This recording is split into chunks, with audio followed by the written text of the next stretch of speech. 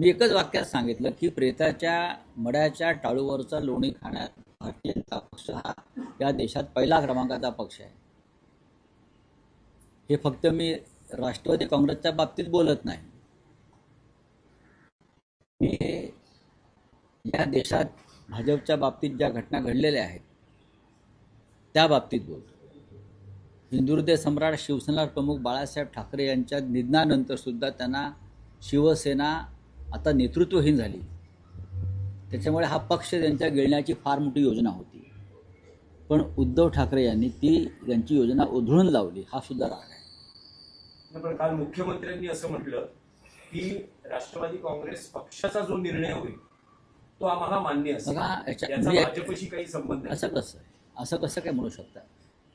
शिंदे गट आणि अजित पवारांचा गट ही भारतीय जनता पक्षाच्याच गर्भातून आलेली पिल्लं आहेत ना. अमित शहाचे पक्ष सांगते ते मला आता बोलायला इथे काहीच हरकत नाही. हे दोन्ही गट अमित शहानी निर्माण केले. महाराष्ट्रातली प्रमुख घराणी फोडली, घरं फोडली, पक्ष फोडले. राज्याच्या स्वाभिमानासंदर्भात काम करणारे. त्याच्यामुळे भाजपचा संबंध नाही असं बोलणं म्हणजे लोकांना मूर्ख समजण्यासारखं आहे.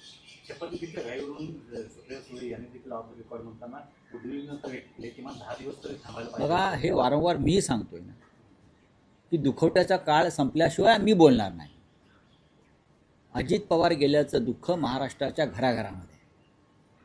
आता काही घरांना दुःख झालं नसेल तर मला माहीत नाही, पण आमच्या घरात सुद्धा मी बघतोय. आमच्या मुली असतील, इतर असतील, किंवा सगळे मी अख्ख्या महाराष्ट्रात चित्र बघतो जे त्यांच्या विचारांचे नव्हते, जे त्यांच्या पक्षाशी संबंधित नव्हते. अशा घरामध्ये सुद्धा अजित पवार जाण्याचं दुःख अजून आहे आणि ते राहिलं. अजित पवार हा घराघरातला एक चेहरा होता आमच्या.